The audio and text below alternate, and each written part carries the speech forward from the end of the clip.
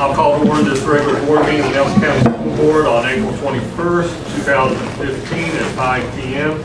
We'll start out with the Pledge of Allegiance. Okay?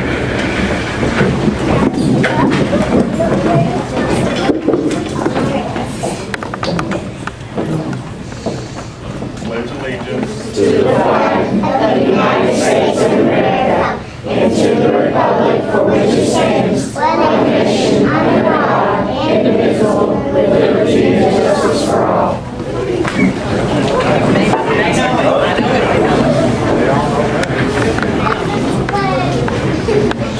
The school board mission statement.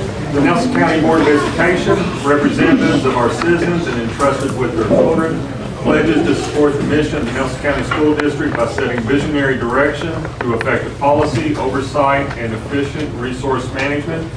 The vision statement of the school district is quality education now, learning for life. Mr. Orr, are there any changes to the agenda? We have no changes to the agenda, but I think that Mr. Norman has a word of explanation that he'd like to share with us. I want to thank everyone for all their support this month for autism awareness. The blue stands for is part of autism, and I brought in some small mints and pencils and pens and things out front here if anyone would like to grab any. Thank you all. Appreciate it, Mr. Norman. Thanks, sir. We all wore our blue today. Yes, we did. Everyone, Even those that are normally wearing red, all right?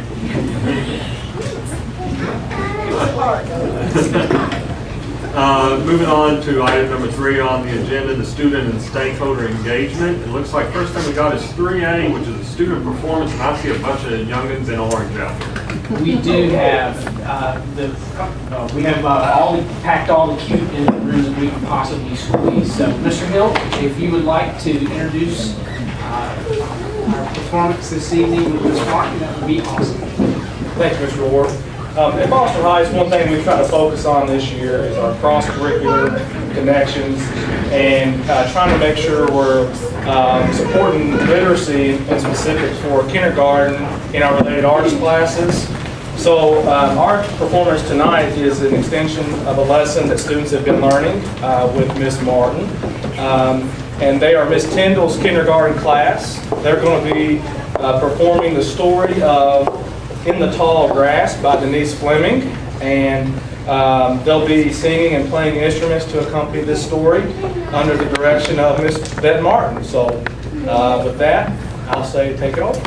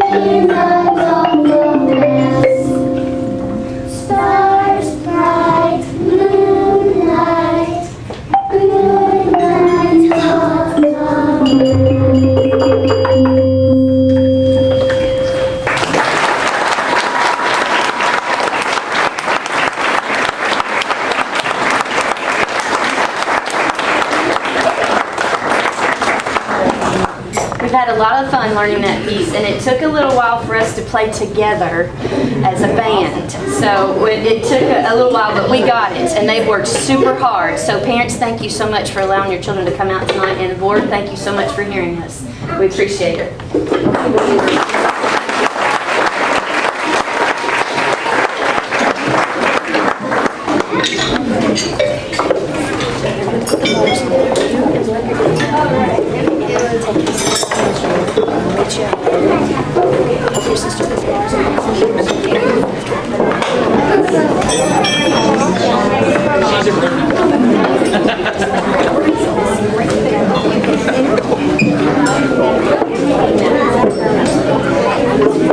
Danny will help you snap.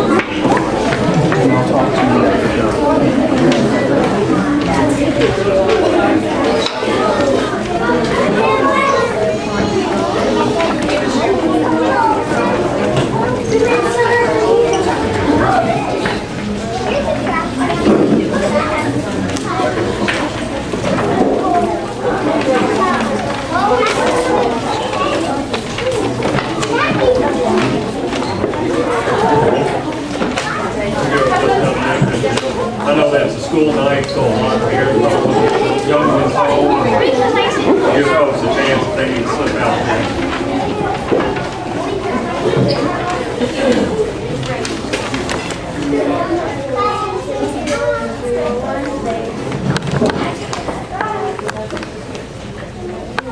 So I think we're ready to go on to item 3B, which is the good news. Mr. Ward, Mr. Hill. Yes, sir, thank you. Tonight, reading the good news, we have 5th grade student, Miss Emma Roby.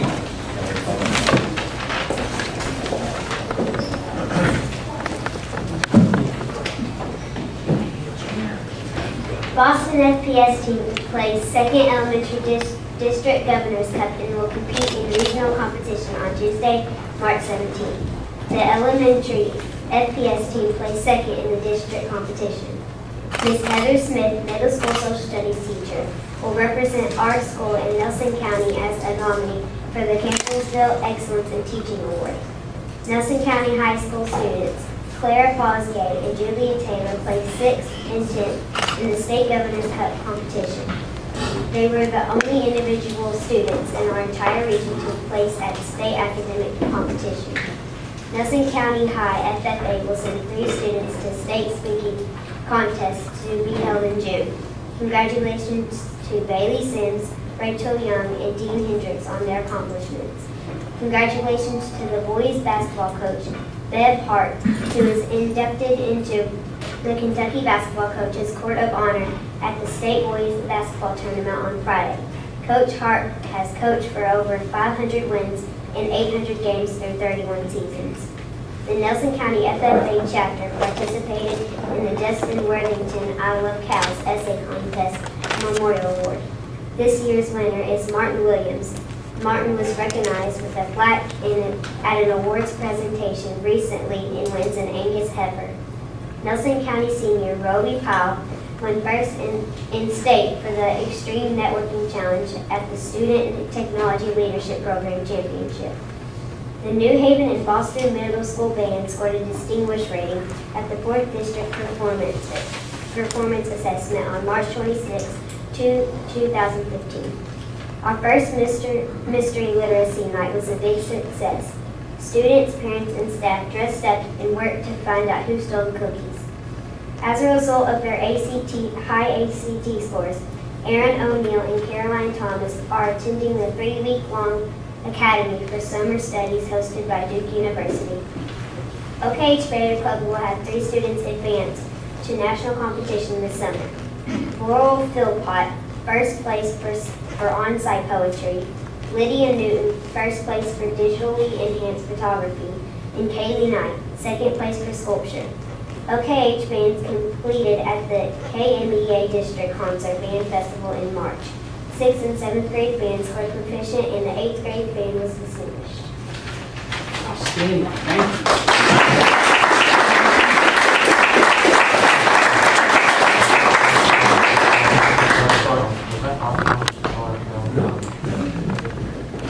No, but I'll tell you that there were a few of the names in there that I've known the students for a while, and I have problems pronouncing the name of school, and she hit every one of them right on the button. Moving on to item number 3C, which is the Expect the Best recognition. Mr. Orr? We do have several, and I just caught myself, Mr. Pate, that I was wrong. That is Mark's fault. We do have several recognitions. We're going to do something just a little bit different tonight because we've got, we're going to kind of combine 2 things here together. So the first of our Expect the Best winners that I want to talk about just a little bit is Nada Kasai. And so if she and Mr. Coffey would come up, we want to get her started. Nada is a sophomore at Thomas Nelson High School and is actively involved in tennis, General Assembly, Beta Club, STLP, and she's also a young leader. As an example, she was recently recognized as an affiliate award winner for the National Center for Women and Information Technology Aspirations in Computing. I have it here, Mr. Nada has won a grant through Aspirations in Technology to start a program called GRIT, Girls Readiness in Technology. She plans to teach younger girls in the Nelson County area how to write code using iPhones. Nada has taken her love of technology and leadership to another level. So congratulations to Nada.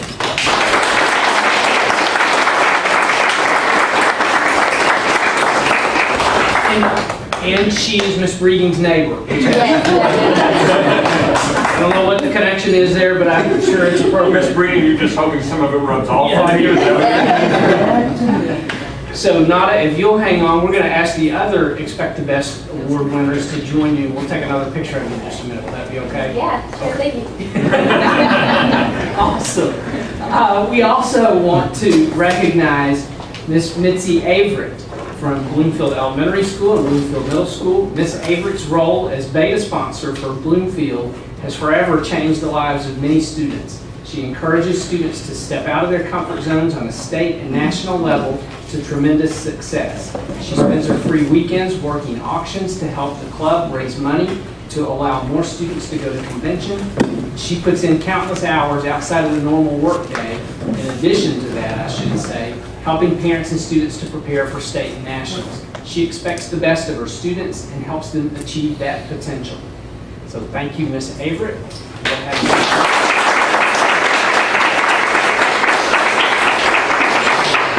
Ms. Cheryl McMaster from Foster Heights has gone above and beyond providing a safe school environment for her students. The person nominating her for this award specifically mentions the way Ms. McMaster goes, and I'm quoting now from the nomination, above and beyond my expectations for my daughter, giving me peace of mind knowing that she is in the best care while she is at school. So congratulations and thank you to Ms. McMaster.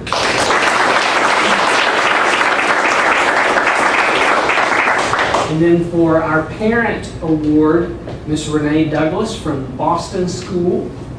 She is at Boston every morning smiling and greeting students with the Caught Being Good tickets as they begin their day on a positive note. She coordinates volunteers for the oyster supper and every event held at the school, but is also a proficient popcorn popper, concession stand coordinator, and copy machine manager. And I will tell you, if you have time sometime, to tell you how good she is at Boston, a know-nothing superintendent around a cafeteria kitchen. She's very proficient. She can often be seen on the side of the road picking up trash to make money to donate to the school for some needed project or event. She exemplifies the best as she supports our school, our staff, and our students. So we want to thank you all. We have some awards to give to you.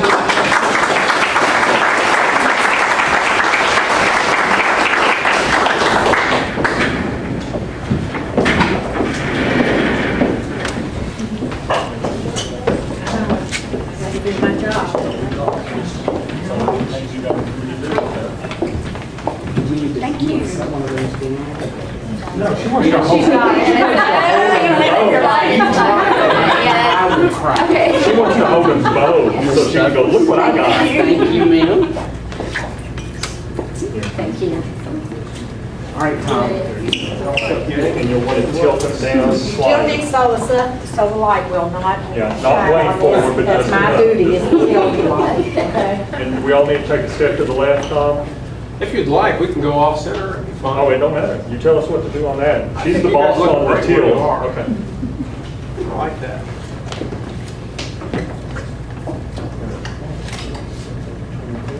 Will that help a little bit? Help us get together or no? Here. Does that help us get together? Thank you, Mom. Come over the shores here. And just come over the shores.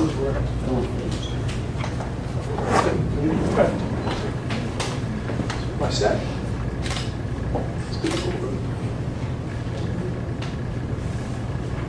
On three, 1, 2, 3.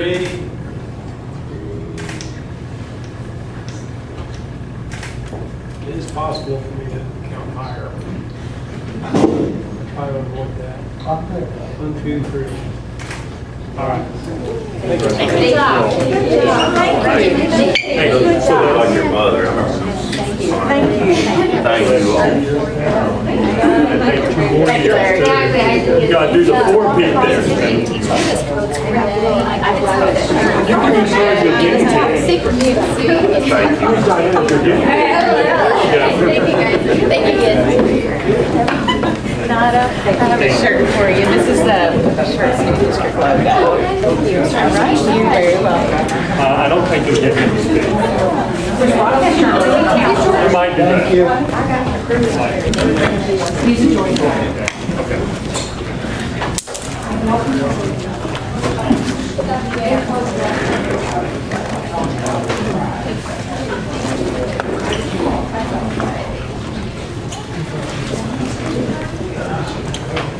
Okay, moving on to item 4 on the agenda, which is operations consent agenda. This consists of the information on personnel action, treasurer's report, bills and claims, munis report, leaves of absence, minutes from previous meeting, overnight out-of-state trips, and also fundraiser requests. We all received this toward the end of last week for review. Motion. Motion by Mr. Pate. Second by Ms. Berry. All in favor? Aye. Opposed? Motion passes. We'll move on into item 5, which is efficient resource management. And 5A is going to be about the Nelson County Early Learning Center contracts, and 5A1 is going to be the construction manager contract. So, Mr. Hoffman. At the work session a couple of weeks ago, we talked about the contracts at the Early Learning Center. We started there. Last month, the April regular board meeting, you all selected Studio Creamer as your architect for that project and BCD Incorporated as your construction manager for that project. Tonight, we're bringing back to you the contracts, first for BCD, I believe, to formally approve so we can send those on to the Department of Education first thing tomorrow. We'll send them unexecuted. They review them to make sure there's nothing there that shouldn't be.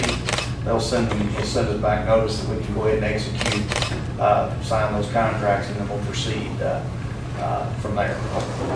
Any questions on the contract for construction manager at the Early Learning Center? So this first one here then is for BCD as the construction manager. It is, yes, I'm sorry.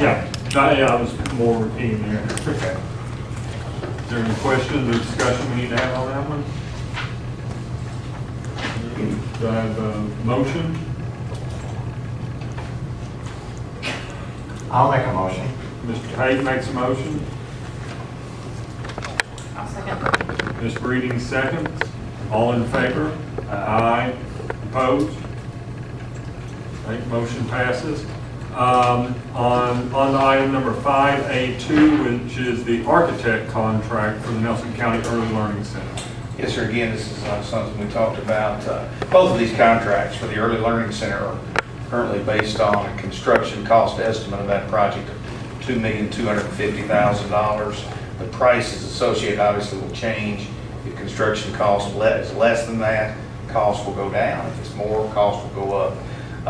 But we are recommending Studio Kramer, the folks that designed the building that's there now, folks that assisted you with the facility master plan. They've done some drawings to prepare us for the expansion of that. We're recommending that we award that contract to them. Well, they took care of us pretty well through all the other projects. So I'll make that motion. Okay, make a motion by Mr. Pate and a second by Ms. Berry. All in favor? Aye. Opposed? Motion passes. Going on to 5B, which is for Thomas Nelson High School Phase 3, which for those that aren't familiar with what we mean by Phase 3, that's the auditorium, the final piece of that puzzle that we were working on starting, about 4 or 5 years ago, Mr. Pate? And 5B1 is the construction manager contract. One slight difference with this item on the agenda, we have not formally selected either firm. We didn't do that last month. We weren't on the stage where we could do that for Thomas Nelson Phase 3. So we're sort of catching up. We're doing selection and contracts tonight because our goal is to move forward simultaneously and hope that we get some economies of scale by doing these projects at the same time. That's our hope. And I think isn't one of the things also that we're trying to do here, we know that for the Early Learning Center it might be a tight timetable, but the hope is by the start of the 2016-17 school year that work is done and ready. And I think, maybe being overly optimistic here, but that's kind of what we'd like to be able to do with auditorium as well, although we know it's not quite as critical because it's an add-on piece onto that building. It won't interrupt the flow of the other instructional classes, but we still want to get it done as quick as we can so that those students have access to it. I know that's something you've said a lot of times, Ms. Berry, is having access to that facility for the arts. I Yes. think it's ideal if we get them both ready for August 2016 for sure. That'll certainly be the goal. We'll do everything we can to push, try to make that happen as much as we can. Arm twist. But we'll do everything we can do, I promise you that. But, So then this motion here would need to be not only for the contract, but initially for the selection of VCD. So we need to kind of do it as a two-part motion. I think that's probably appropriate, selection and to approve And the award the executed contract. contract. Yes, sir. That contract's based on a current cost estimate, $2,550,000. But it's still tangent if there's the money there to do it. That's correct, yeah. I think the most pressing because of enrollment trends and the fact that we've already had to move kids out of the preschool is the preschool. Certainly our goal, though, our hope is to be able to do both projects together. I know that's a pretty high priority of the board. You all expressed that in a few meetings, and our goal is to try to make that happen. We can't do magic, but we're close in as far as bond potential that's available and what the current estimates say these projects are going to cost. Again, we don't have a crystal ball. The costs may go up. It's all in when you do things and just the circumstances at that time. But our hope is that we'll be able to make both those projects happen simultaneously. Okay. As I remember, the thought was a couple months ago was to be able to do a partial learning center and to be able to do an auditorium at the high school. So that's out of the picture. We're doing all or nothing, right? Well, I don't know that anything's out of the picture. We're at this point, we're starting the design process. But we won't know about the bond potential until later on this summer. Is that true? We'll know about the bond potential. We'll know whether we'll be able to do those projects and bid that. We'll know what's available to us. By that time, we'll have a really good idea. Okay. And we'll know, when those bids come in, we'll be able to report to you that night or at the next board Because there meeting. may, it sounds like what you were saying a little bit ago, Mr. Hawkins Smith, is that there may be some of that, to use your phrase, economies of scale, that having both of these projects going on at the same time, that there may be some subcontractors that bid on both, knowing that they can have one team, or I'm not quite sure the right phrase, of workers that might possibly be able to be here, move boom from one job to the other, which will cause them to maybe be able to lower their costs. And if all those things fall into place, as well as the bonding potentials, as well as enrollment numbers, what we might be able to see is all the money's there to take care of both of them. That is our hope. But we need to get this started first so that we can get those construction estimates in, so we can see how close that ends up being. That's correct. I don't know exactly what the timeline is, but I expect that this summer we'll be bidding these jobs. To answer what you were saying, this is to do complete the early learning center. To my understanding that we discussed doing half, Okay, doing that's what in the we could, beginning. you remember? We discussed so we could get But the this is trail to do going it all. Mhm. Correct? And then Yes. by doing this, if there's money, if we get the right price of money's left, to finish up the auditorium. That's, I don't like, I don't want a frayed sand to sing what's left. To me, yeah, I know what you're saying, but to me, what's left is not good enough for me. I just you know want what I mean? to, I think I know what you mean, but Yeah, I but I don't want want to say what's left, because that's not fair. Well, that's, yeah, but I don't think that's really what's being meant there. It's making sure That's what that. I'm saying, there's yeah, enough money to do both. Yeah. If that And we now, won't know that though until we've got all of those bid packages in and that bonding potential this summer. But if we wait until this summer to start doing this fall, it's going to put us back another 4 or 5 months on getting the auditorium started. okay, but this isn't, help me out here, people, this is not set in stone, is it? to. No. Thank you, now we'll proceed. You got another meeting, you got another meeting in May. I got, okay, And, and we'll know in May, more. we should know more. I certainly hope so.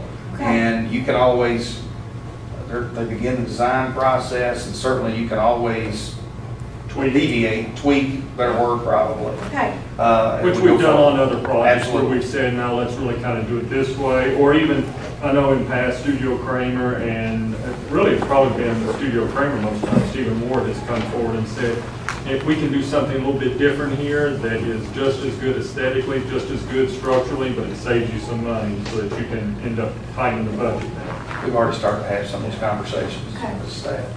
so we need a motion to, Hold on. But we've got an out in the event that we don't have the bonding potential to finish Thomas Nelson, correct? We That's have an out. correct. You can't bid a project or award contracts, you don't have the bond potential to pay that. So, The way we, if I remember right, Tim, the way that we get started down this road is once we've identified architects and construction managers, then we start getting a little bit better, not exact, but a little bit better construction cost estimates, which then allows us to take a look at what bonding potential there is and other funding sources. And then at that point, we'll be able to make a decision, okay, let's go on and do a bid out on the project. Is that the way to be? that's exactly right. We don't even have a real design on the ELC at this point. We've got some drawings on paper. We don't have any real true designs that they can use to make real good construction estimates from. I think as we get into that process, which will start really, really soon, if we, after tonight, and as a matter of fact, I'm sure they're underway as we speak for the ELC, we'll be able to get you a better estimate as we go forward. And again, we're going to try to squeeze every dollar we can out of bond potential. There's some flexibility there. We'll just have to look at that as we get a little closer to the time. The longer we wait, the better information we've got. It's sort of like budgeting anything else. We'll be bringing to you a tentative budget next month. And when we come back in September, we'll know more about next year, obviously in September than we know in May. That's sort of the route that we recommend we take. We hope we can do it all. If we, for some reason, cannot, you'll have a decision to make at that point. Okay? okay. So then we would need did that answer your question? Okay. So then we would need a motion not only for identifying the construction manager, but also the award contract. Okay, I motion. Okay, so Ms. Berry makes that motion to identify BCD and award the contract to BCD. Am I saying that right? Identify them as construction manager and to award the contract. Yes, he's shaking his head, but, Yeah. you know, wait a minute.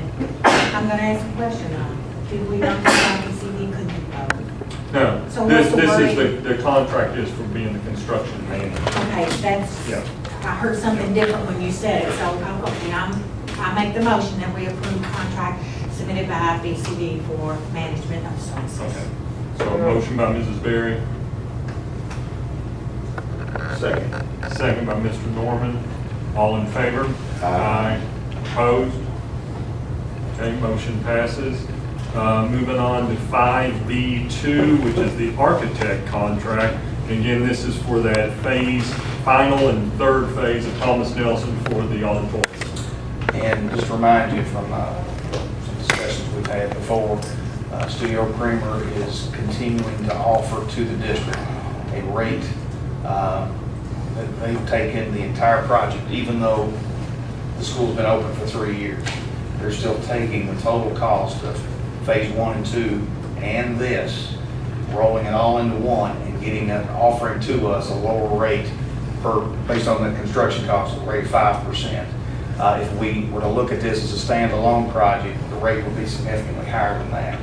And you know, the relationship that we have with them, they've been willing to do that and have said to us from the beginning that they would do that and continue to honor that.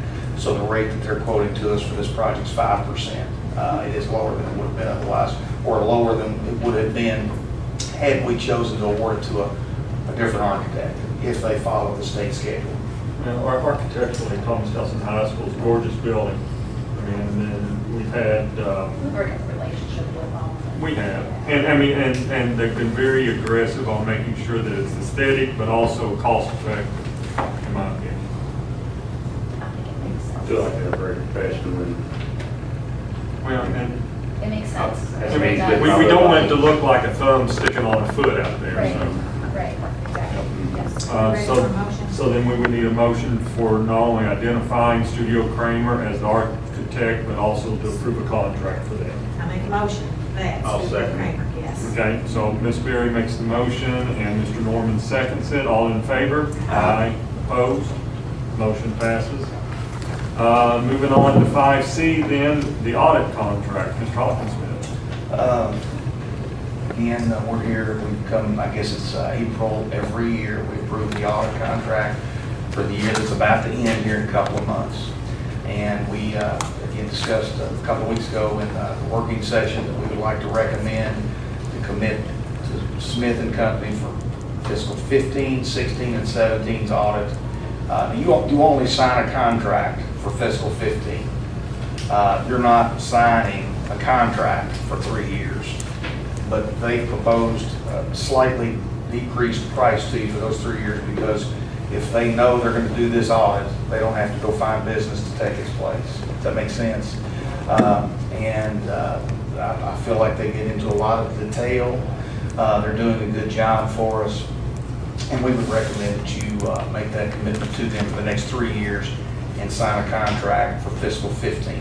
And then we'll submit the next year's the appropriate time, the following years at the appropriate time. And it'll be on the board agenda next year, just like it is this year. Does that make sense? Be glad to entertain any questions you might have. And how many years have you used them so far? I believe they've all, I think it's 3. Three.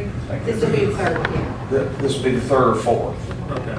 This will be the 3rd or 4th. What's generally the average that we keep someone like to audit? Is it, You know, Is there an average? prior to going to Smith, Brown and Company did when I came here in '98, the audit was being conducted by Hibbs and Brock. We went away from Hibbs and Brock because they got out of the business of school audits, not because we elected not to use them anymore. They got out of the business of school audits. Actually, the person that was doing it for us decided to stay home with kids, and they didn't do it anymore. So we went to Brown and Company. We were with Brown and Company for a number of years until after a number of years, I don't know exactly how many, but it's a number, several years, we opted to make a change just to get a different set of eyes on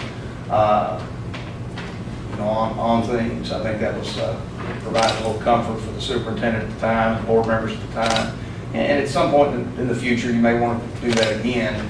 I do think that any time, I think next on the agenda is food service RFP. Anytime you start from scratch with something, whether it's an audit or an architect, you have to catch up.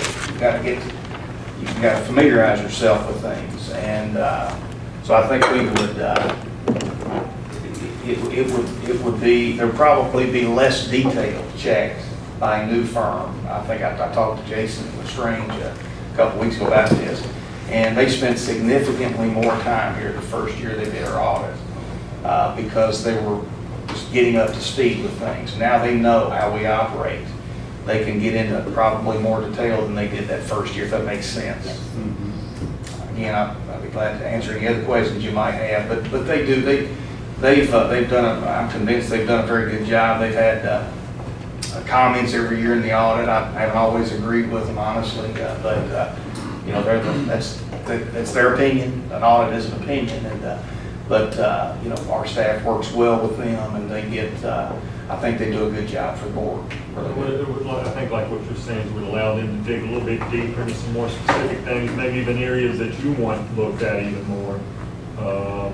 And if we ever did get to the point where we felt like it was complacent, then we could always, at that time, start looking at other potential audits.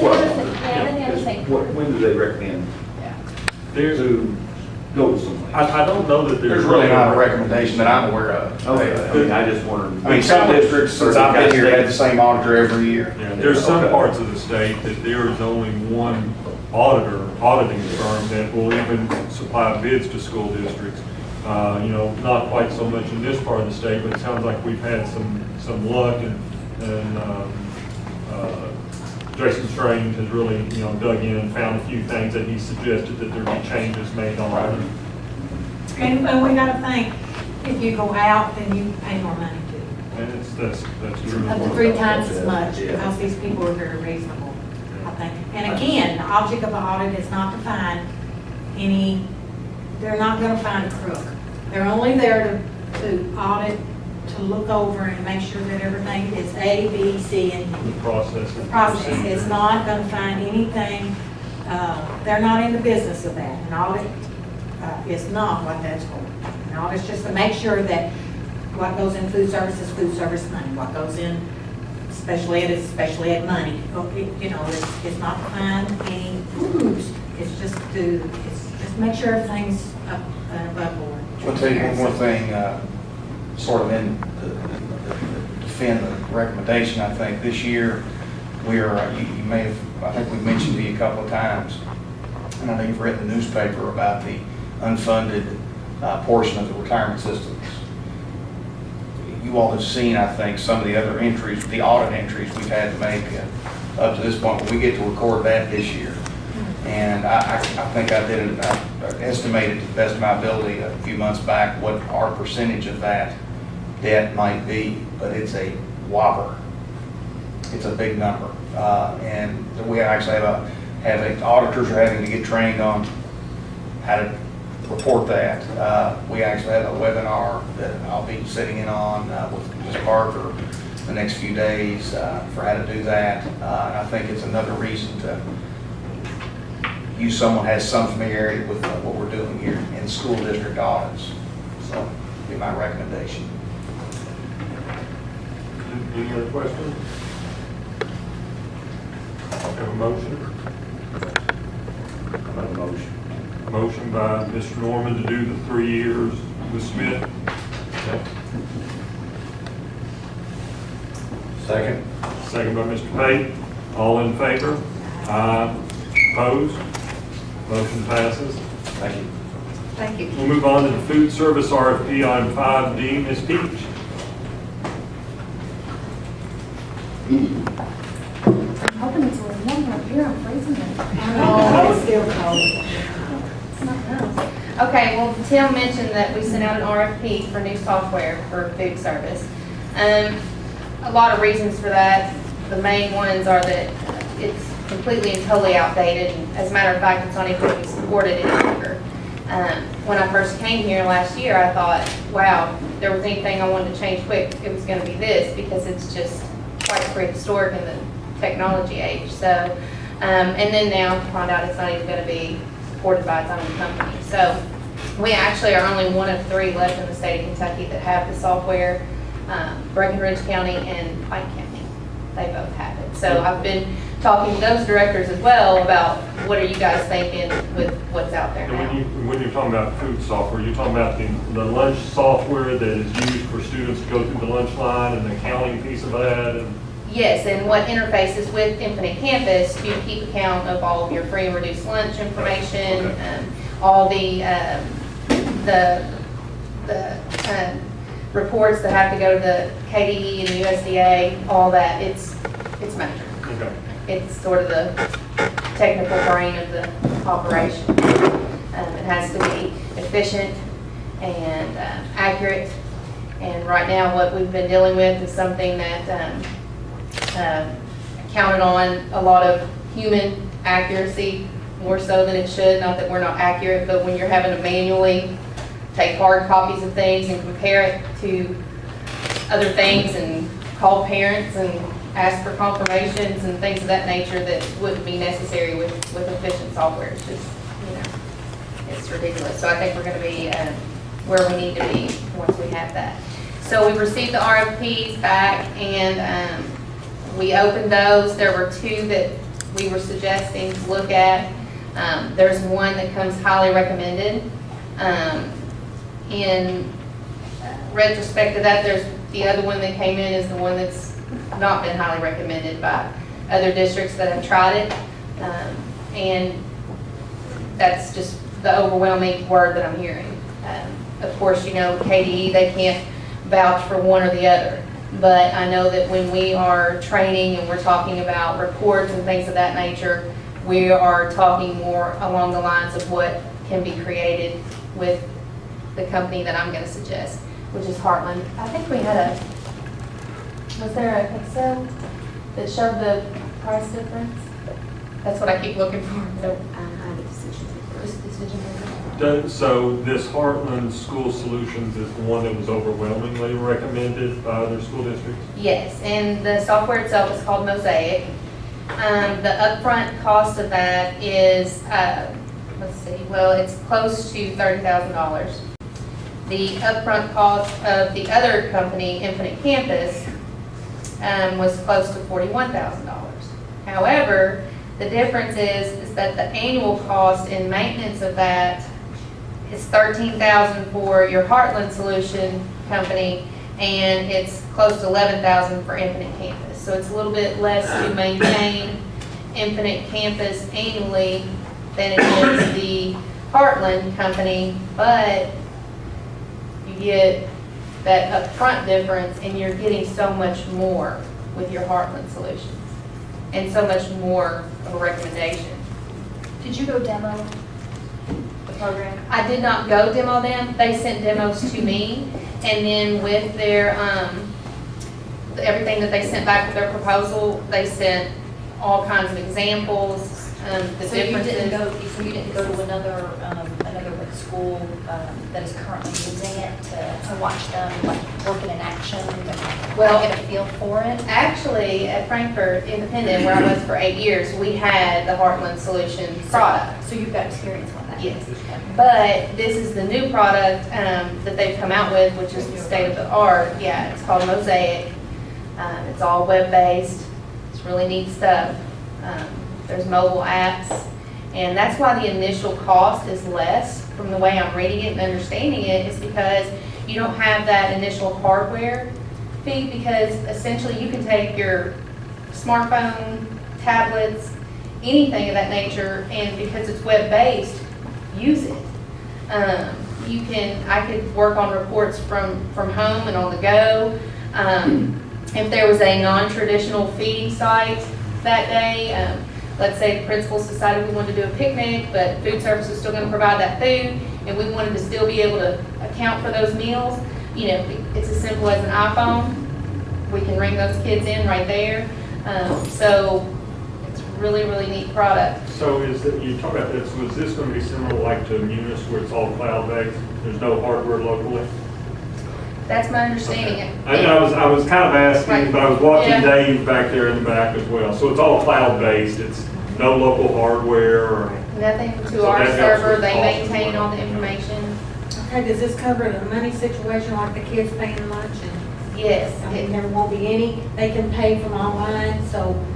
They can don't pay have to bring- online. little ones don't have to bring anything to school or any of that kind of. yes, ma'am, they can still do, it'll change names, it'll be My School Bucks if we're going with the Heartland. Instead of meal? Instead of My Payment Plus, I Meal think it's payment, called. yeah, okay. Yeah. Another great thing about this is you can do in-person credit card charges, charge with credit card, where in the past you couldn't do anything like that. So we can take debit cards on site, all those things. Really? Even from our mobile apps and our tablets, we can accept payments. And you know, you would think, well, when would we ever want to do that? But if we were doing an open house, let's say. You know where I'm going with that. Parents, adults, yeah. Yeah, if we did an open house and, you know, we had to set up a booth, then parents could go on and they could make payments on the accounts. The charge up for using the, like a debit card, who absorbs that? Like, you know, like if, you know, my husband and I, we own a business, if we decided to, you know, use credit card, and there'd be a 2% like transaction fee with that. Where does that Where's go? that Right, come from? well, is Tim still in here? Did you hear that question? Do we know 100% for sure on that? I know where it goes if it's My School Bucks, but I don't know where it goes for sure if we accept the credit card or the debit card. It's $2 a transaction, and we have the flexibility to have the parents pay the entire amount, which is what we're doing now with current software. You know, have the district could pay the entire fee, or we could split that some way. Well, and that's like with the current one, what I have, yeah, with a $1.52, something like that. Right. Which then from a parent perspective, what you're doing, if you're using that online method to add more money to, you know, Lulu's account, there you go. What you want to do is you want to probably add $50, $60, $70 at one time to Processing reduce fee it. for Yeah. that to absorb that. So right now, that amount that you're talking about, if I'm thinking about the amount you're talking here, it's all going to the parent. So were you asking, would that amount go to us as the district? No. Okay. Who's paying the fee? Like, is the business paying the fee? Okay. I just want to make sure that we as a district are not Right, absorbing yes, that okay, fee. good. Right now it's with the parents. A traditional business, retail business, they pay that 2% Yes. themselves. Yes. Whereas in this case here, it's We don't the do customer, not the business. Right. Dave, did you look at it? Did you look at it? What's your thoughts on it, Dave? For a long time, I've been in favor of the Infinite Campus one just because of we don't have to transfer data back and forth between two different softwares. But after looking at this proposal, the Mosaic proposal is a very much better product. And secure, I'm concerned about Mhm. data and. Yes, Learn some nice with- their proposal convinced me that it was It's safe solid and all the way secure. through. It's state of the art. I mean, it's I'm the just leader asking. right now. Yeah. Yeah, That's a good question. I understand. Well, and in our case too, because it's, you know, sensitive information, and of course, we're the, you know, that's right, controller of it, so it's like, right, you know, it's scary to us too, so we definitely want something that's gonna safeguard. So would this go into effect then for next school year? The plan would be to get it up and running this summer? for next Yes, school year? our, the RFP set a date of June 16th for it to be installed and everything to be ready so that we could go on and start training, because I'd like to use some of those contract days that we need to make up for training my staff before we get to that June 30th mark. So, yeah, I mean, we need to be, yeah. Are there new hardware terminals that have to be bought? No, everything's gonna work. The only thing that we might have to look at is getting the pen pad that the kids type in on. I'm still a little up in the air with that because my experience with the software, we did it ourselves. And because it's a touchscreen situation, so the thing is when the kids come up there and they have to type it in, even if they get it right the first time, which sometimes It iffy, doesn't have, yeah. then you still have to go over here and type something on the screen anyway. So, That defeats the whole purpose. yeah, Sounds I'm like gonna that kind of extra push bit on that we that. don't necessarily need that. You need fifth one step step and that's it. Right, and so it would be a verbal, you just verbally say what your number is, it'd just be a verbal number, and then we can type it in quicker than they can, actually. Does that make sense? Yes. There are a few, cons to that, maybe in your, when you get to the older groups, and you would think, who in the heck would ever steal somebody's lunch number, but It happens. it happens. Well, and that is actually where I was going with my It next happens. question, is how you're gonna secure the, Right. and I'm sure there's methods out there. Right. Pretty little cards with the students, it's like this. Right, You know, same we're difference, able I to mean, see that, if somebody watches somebody type something in, so if that's a concern, but, so I haven't made my mind up. If we do that, right now, the quote is close to $6,000 to get a pen pad for every line, there's 21 lines in Nelson County that would need one, so we look at $6,000 more dollars, or we could look at, try it this way, and then we could always add a pen pad, that's not a big deal, but, don't want to confuse the kids either, so I don't know. Yeah, you don't want too many moving Yeah. parts. How many districts has adopted this program? Do you know that? I don't, Or is this something very new? I mean, this- No. Lunchbox and Heartland has been the one for the I mean- past 30 years, but the Mosaic, for the best of the best version, I don't know. I know at CKC, how many districts are in our co-op? About 20. About 20. I would say maybe 5 have it, but they're all running on the old version called Lunchbox. They're all running on that. So this is the new upgrade. version of Lunchbox? Yeah, it's the Okay. upgrade. That's Yeah. what I'm saying. That's- Yeah, it's This is the new upgrade. version. I would have to search heavily to find people that have Infinite Campus or other products because it's just, Lunchbox It's is one that I have the heard one. for years across the state. yeah, it's the one. I'd say probably easily, you ask 3 people from 3 different districts, 2 of them on average probably would say we use Lunchbox. Which I'm okay sounds with like that. is the predecessor to Mosaic. Mosaic is just the updated version of Lunchbox. Yes, it's just the new name for Because the, Lunchbox was an on-premise, you had to have hardware and software loaded on-premise in the district, whereas Mosaic now is a web-based, so you skip that whole cost of hardware in the district. That's right. And the district having to maintain updates, it's all, you're paying for it as a service from out of the cloud. yes, and that's your service fees a little bit more annually, but your startup.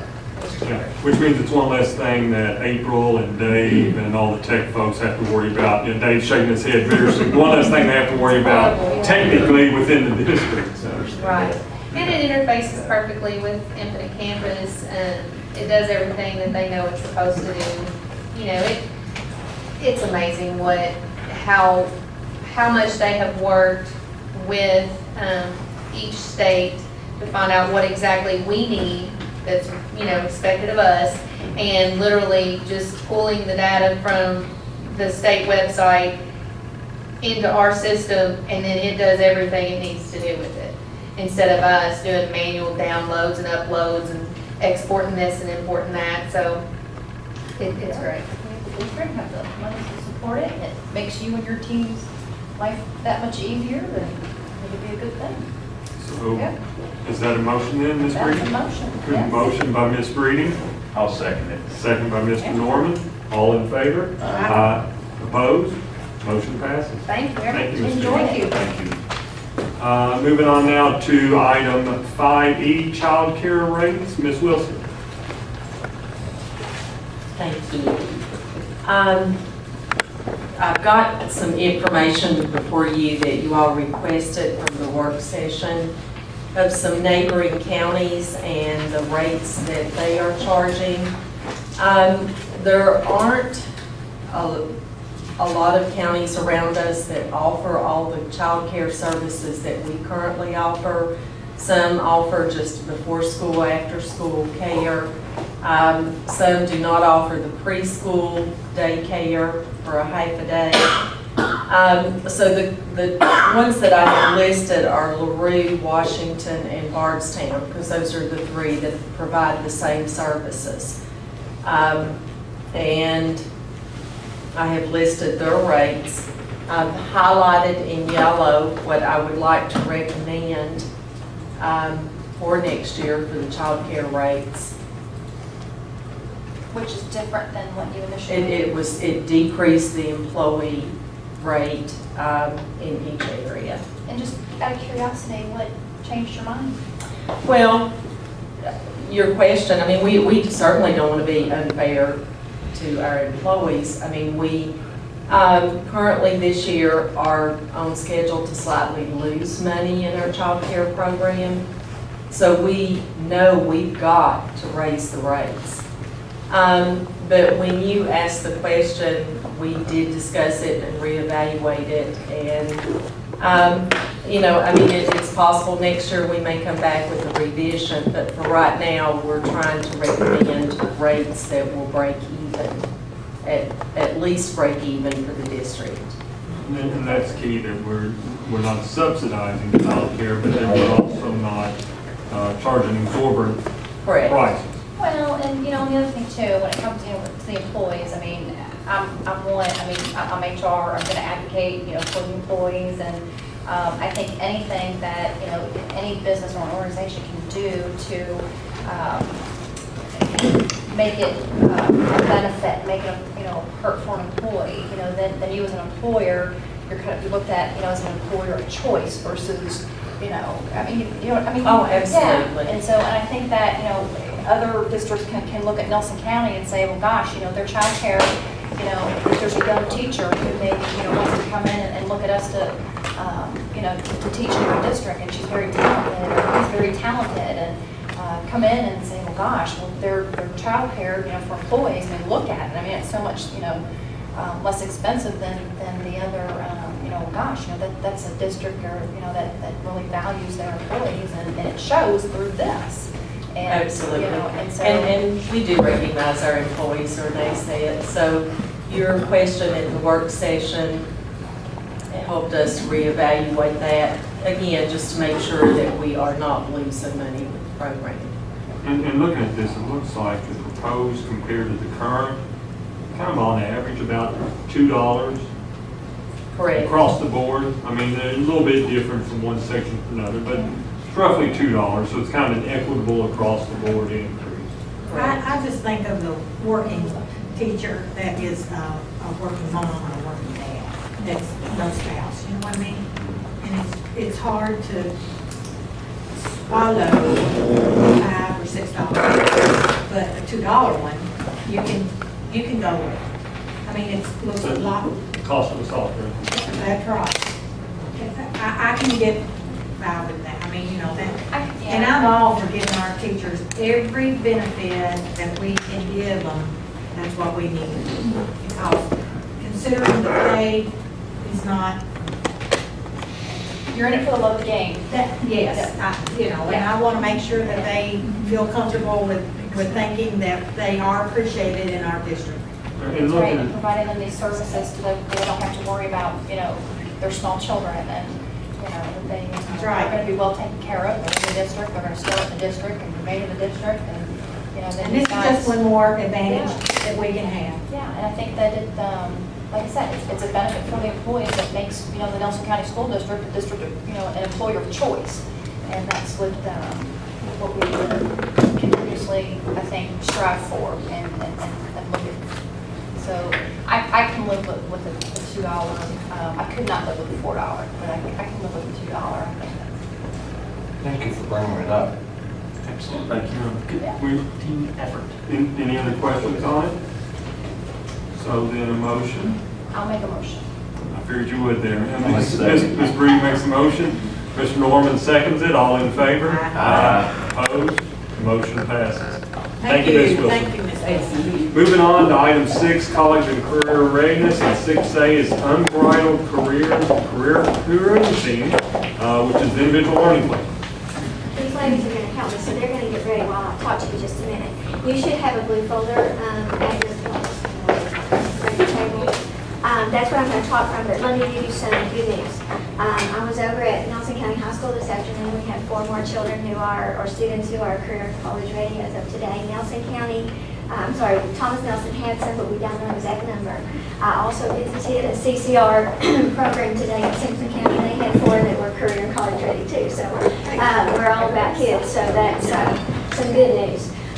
Some other good news, and I'll give you a lot of data reports in May. We'll talk a lot about data and what's going on in the schools and our MAC data and that sort of thing. But we do have some good news from our CCR programs as far as the ATC. Mr. Brewer's here, and I want to congratulate him because he made some really good gains with all students on the Coast and Keys, as well as our own 2 high schools have made some good gains there. And I'll get into some specifics of that later, but we've got good news to share. What I'm going to talk about today is Unbridled Learning, Unbridled Careers, a college and career readiness piece that was started shortly before I came to the district and started working in the district in July. I have the pleasure of getting to implement that. So I'd like to ask Mr. Orr if he would fill you in on the beginnings of the program, and then I will go from there. Really, this is something that came out of the program that I've been working with at Northern Kentucky University as a group project that we wanted to build our college and career readiness. And this is an opportunity that we had pursued. We worked with the local Chamber of Commerce and NELCO to get their support financially for this program. But as you'll see in a few minutes, it just is a really good way to connect students with career opportunities that maybe teachers and school staff aren't always going to be as familiar with. So it was a good opportunity, and what we really thought would be a regional effort with the superintendents that were in this program has really turned into a statewide pilot, and districts all over the state have joined it, and we still get to be on the front end of it. Mr. Orr had some great vision when he helped us to get involved in the program. We were trained last Wednesday. 22 districts are the first districts that started with the program. We are one of those 22. We were involved in the second training session. The first was done in Somerset on Tuesday of last week, and ours was Wednesday. We had 19 people that were here, half of which work in our schools. The other half we co-trained with Washington County. So we got some good input from them. We got to talk to them and kind of understand what they're doing. But the program is a technology program. The goal of the Unbridled Careers is to bring together education and industry to help students achieve their career goals and to address the community's workforce development needs. It bridges the gap between employers and future employees in the workforce by providing powerful online tools to create meaningful connections between career searchers and local employers. What I saw in the software last week as it was demonstrated, and the ladies are going to demonstrate for you also, was professionals who were online that the students could talk to. If they want to be a doctor, if they want to be some professional career, then they can contact that person by email and talk right there per day. Every 24 hours, the professionals check their email and talk to the students. They can also go online and do some career cruising. They can understand the workforce development numbers of the community and look at particular employers and see exactly what that employer requires so that they understand how important it is that they do well when they're in high school, and they understand the importance of the math and the reading and science and that sort of thing. There is a student point of view. Robin McCoy is going to work off the student point of view for you. Jessica Sokolsky is going to show you the teacher point of view. We will be using this program in our high schools and our middle schools. Right now, we are rolling it out in a pilot form. We will go into full implementation in August after we get our feet down and we understand exactly what we're doing. So these ladies are going to demonstrate that piece for you. I'm going to demonstrate the student side of things, and actually it's really exciting for us as college and career counselors because I know that I've had those students that come to me and they say, Ms. McCoy, I want to go to college and I'm going to be a guidance counselor, and I can make sure you know how to do that. But if you come to me and say, I want to be a welder, that's when I'm like, okay, well, we're going to do some research together to show you how to do that. But this is an excellent component to college and career counseling that the students can really take initiative on their own. We guide them through we facilitate the process, but really it makes them kind of think critically about themselves and kind of get more intense into the process of it. So I'm just going to show you some really neat student features on this. The first part of this, and this is an ILP and kind of what an individual learning plan looks like on the student end. And so really gone are the days where we just, we're like, oh, students, the guidance counselor's off, the world is your oyster, you can do anything. We still say those things, but we're like, we need to guide you better than that, than just letting you on your own. Because we saw so many kids leaving high school, well, I don't know what I'm going to do. I don't even know how to go about making the decision. I remember exiting high school and thinking, what in the world am I going to do? And so these kind of assessments help guide them to think, what are my interests? What are my learning styles, not only to guide me through school, but also when I'm in the workplace, because we know learning continues throughout the workplace, but also what is my ability profiler? And so let me show you some Matchmaker and what it kind of looks like.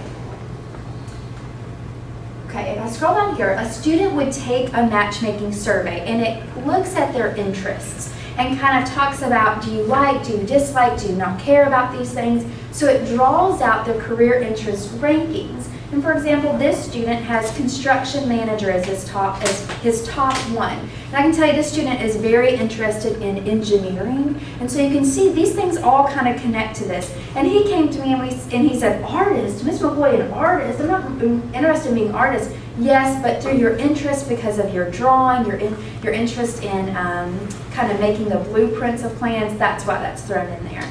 And so he looks at, oh, okay, I'm kind of interested in these things. Okay, so there's one assessment that you can look at. Then there's the learning style one that helps them learn how do you understand information and retain information. But then the new one that was introduced to us that's really kind of very interesting on our part, it's not even open yet, so you can't really see much on this one. You have to be 16 to take this because it is based off the ONET profiler that was developed by the U.S. Department of Labor. So once they're 16, they will be eligible to take this. And it truly tells you kind of what are your true abilities and how that relates to the workforce. I'm sorry, what is that? It's the ability profiler. Okay. So, and I don't know if you've done any like studies in career guidance counseling, career counseling. The ONET profiler was developed by the U.S. Department of Labor, and this ILP has now connected with that. So we see a true kind of collaboration between the U.S. Department of Labor and the U.S. Department of Education in offering this. And we're really lucky to be able to offer this test. Okay, so once a kid would take these assessments, he kind of gets a good idea of where he is on things, what are his interests, what are his ability level, and what kind of are his learning styles. And so, if you notice on the Matchmaker, it gave me his career interests. And so I'm going to go to where I can find.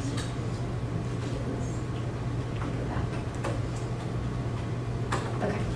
So then this is the best part of this and what was really introduced to us is the fact that it's truly reaching out to community members. And so I'm going to go to discussion boards. So it showed construction manager as his number one. So he actually has the opportunity to do a discussion board with a construction manager in the community. Now, as of right now, it's our community. It includes really the state of Kentucky. There's a lot of people in Louisville that's pulling for Lexington right now. We hope to build more in the Bardstown area.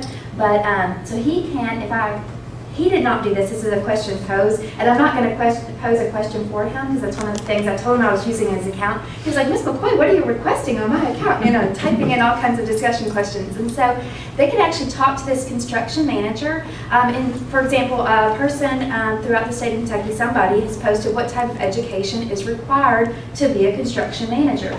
And a construction manager in the state of Kentucky has posted and responded. If it will go through, there we go. I'm trying to roll through too fast with them. Okay, so then the child Amber has asked the question and Terry has answered as the construction manager, and they can kind of talk back and forth. You could also look, let's say, he wants to look at other things besides the construction manager. He can actually go back, and he can see all discussion boards.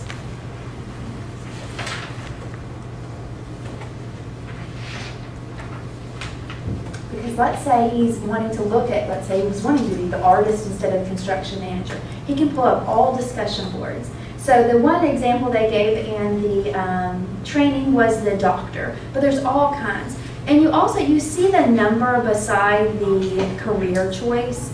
That means that there are a number of community members available to talk about those things.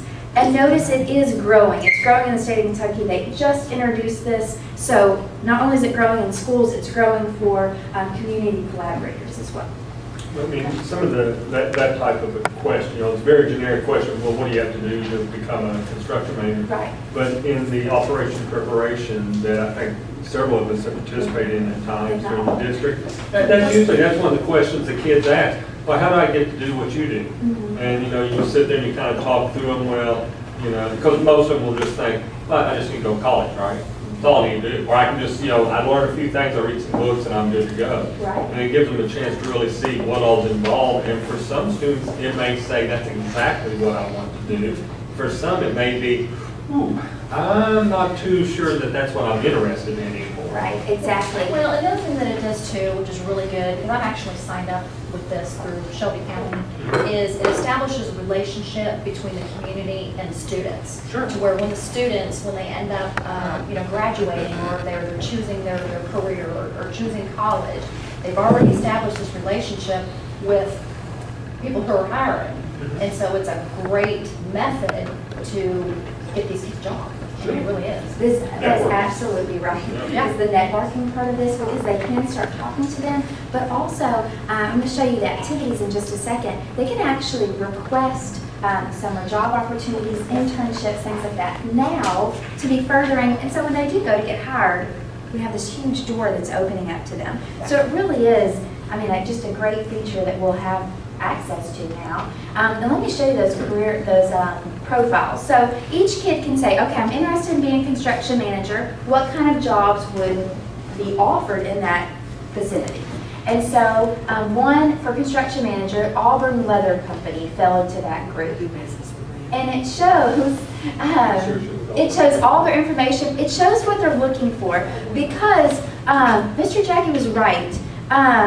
My husband does operation preparation too, and he says, he's a game warden. He said, and I asked him, is it truly making a difference with kids when they're coming in? Do they act like they're learning stuff from you? Because this is a huge event and we need to know whether it's working or not. And he said, Robin, this is the one time that really those kids get to sit down with me one-on-one and find out how to be a game warden. Instead of, I'm walking out of school and I'm going to be a game warden. I have no idea how to do that.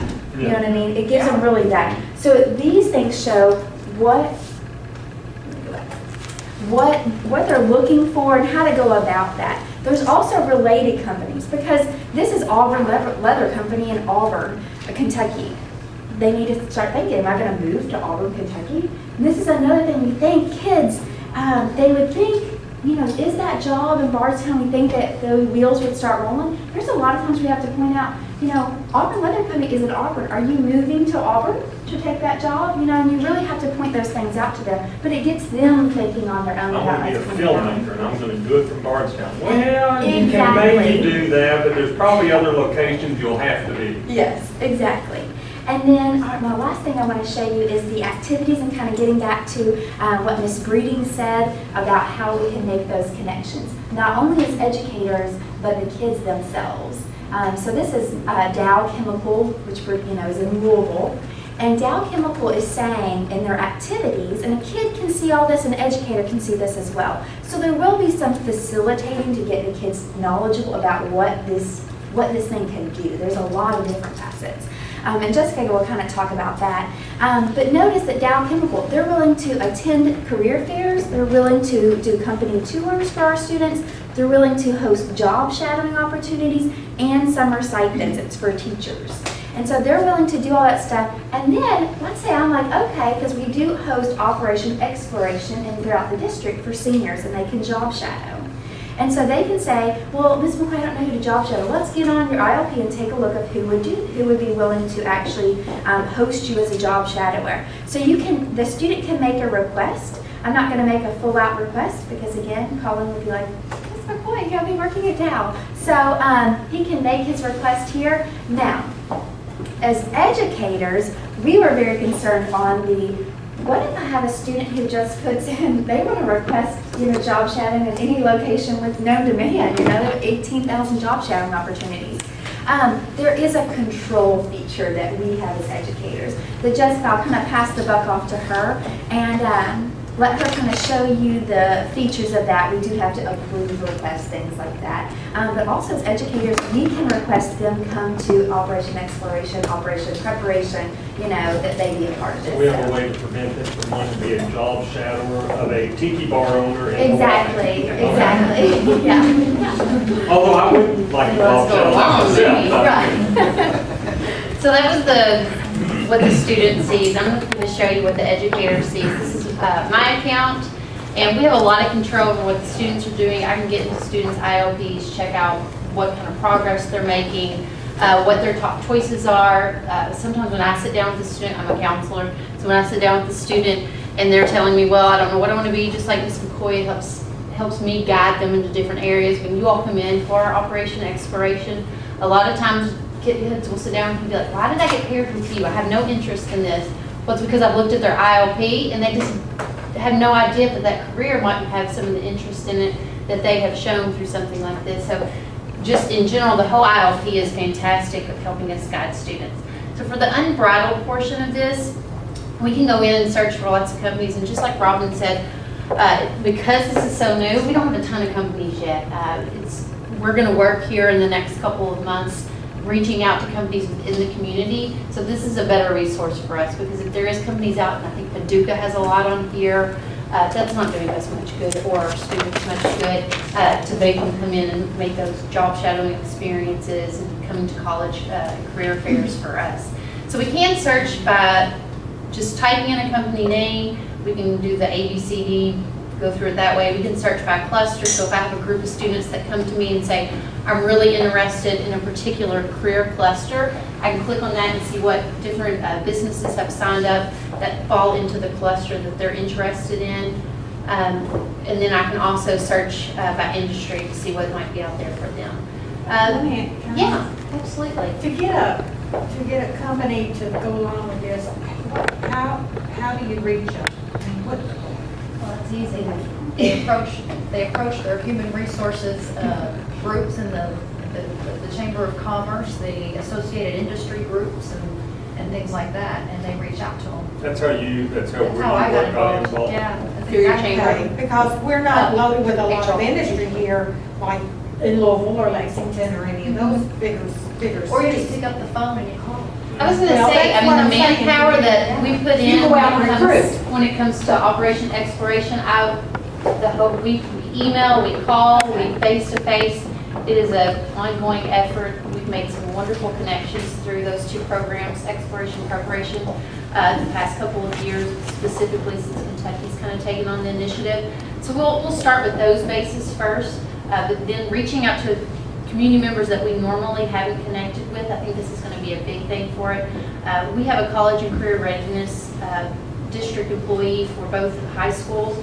This is going to be part of their charge next year, is going out and making those connections in the community and helping us build this piece. So Let me, if I can jump in, I'll remind you that our local NELCO group paid for us to be a part of this. So that organization and the Chamber of Commerce are waiting for us to come and invite them to this. So they're ready. We just got, the tennis ball's on our side of the net now.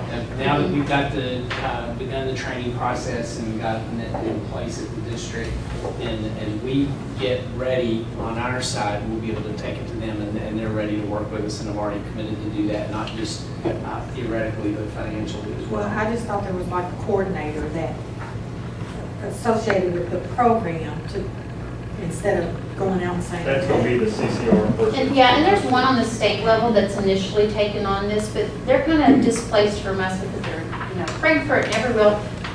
We take, this is our community, so we're going to reach out, even though some counselors and some district employees may sit back normally and say, yeah, we'll just take her to the state, goes out and gets. But we've talked, talking with Kim, one of our first things when we left this training last week was that we're taking this on ourselves too, to get as many local employees. I talked to one of the ladies that was with Washington County. She currently works on their district level, and she reaches out and started making phone calls. So we just got to get the ball rolling here. Okay. It's good stuff. And like Robin said a while ago too, they're called the CDA, the Career Development Activities. The biggest part for us is getting people in for preparation and exploration, finding like our current seniors going 2 job shadowing days a year.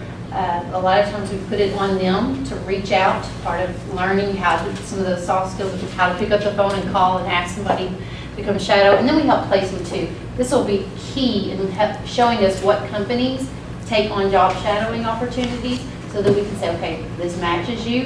Here's their phone number. Click a button. With Chromebooks throughout the district now, it's really easy, more accessible to them maybe to do it via computer, and easier to not catch someone in the middle of work that might be working in the ER and not able to pick up the phone. So creating that connection that way is really awesome. So again, you can search by industry doing that, or I can search by type of activity. So here's just a lot of the activities that are put in, everything from business roundtables.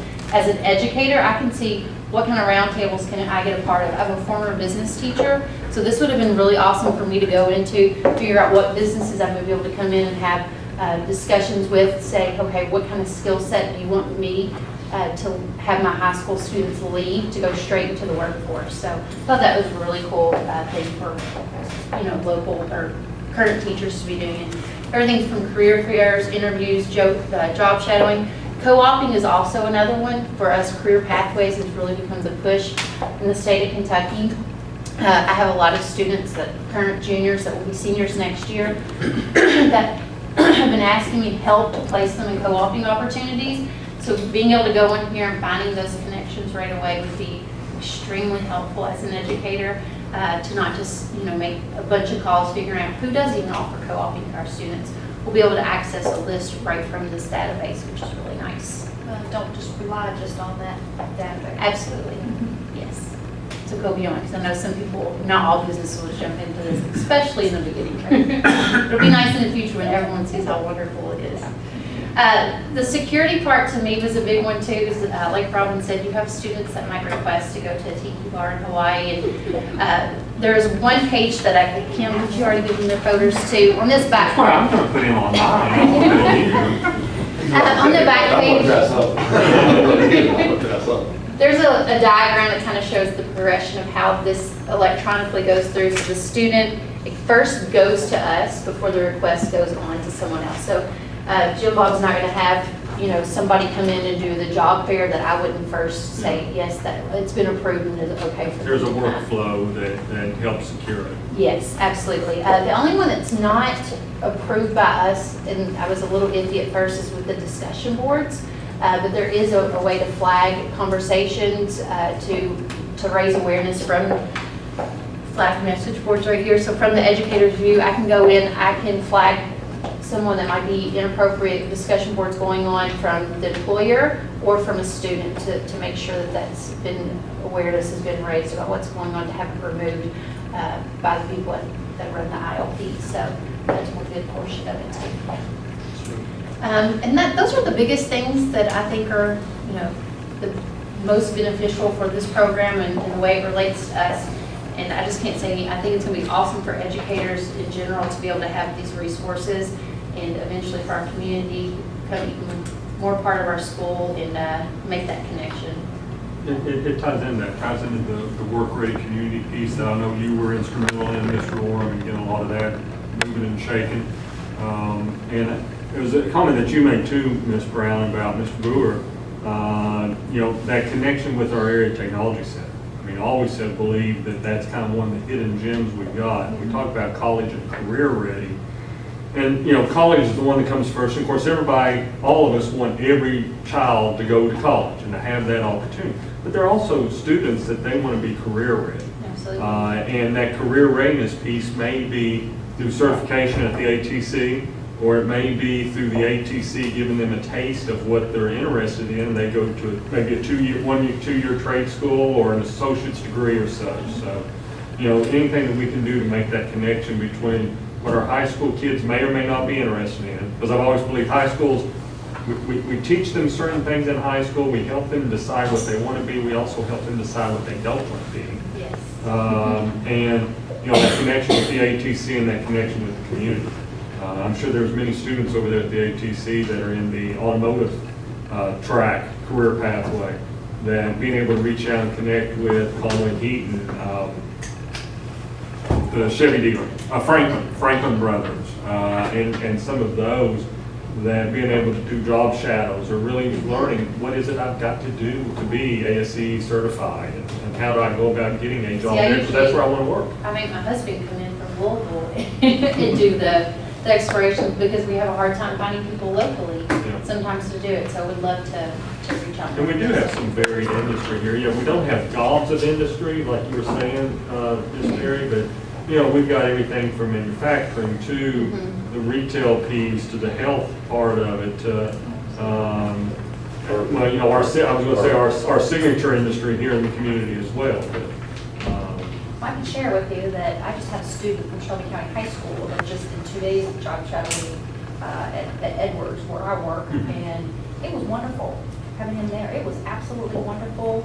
It's probably refreshing to you all to be able to just show what's, an opportunity to somebody. Great. And, he wants to be a diesel mechanic. That's what he wants to do. And let me tell you what, he came in and I was like, wow. I mean, he was just very spot on and wanted to get his hands dirty, and there was only so much that he could do, as job shadowing. But, I mean, it was a wonderful experience for him, and him walking away from it with that, I mean, this... Probably gave him even more of a passion about he knew what he wanted to do. Yeah, just having that positive experience with, So this will be a win-win for students and employers. Yeah, this is a no-brainer, definitely. Good information. Appreciate it. Thank you. Exciting stuff. Thank you.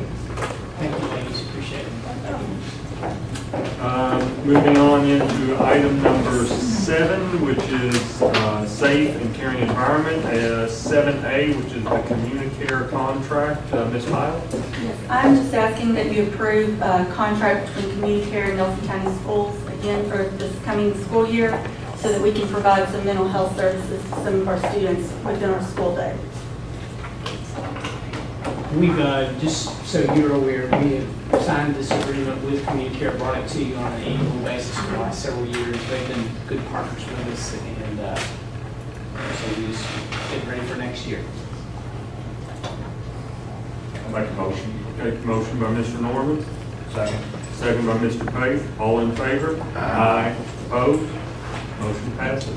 Thank you, Ms. Miles. Moving on to item 8, student and stakeholder engagement. 8A is guest comments. Any person wishing to address the board may do so by following these rules. Individuals representing themselves are limited to 3 minutes. Individuals representing a group are limited to 5 minutes. Please step up to the microphone, state your name and address, and if you represent a group, state the name of the group you are representing.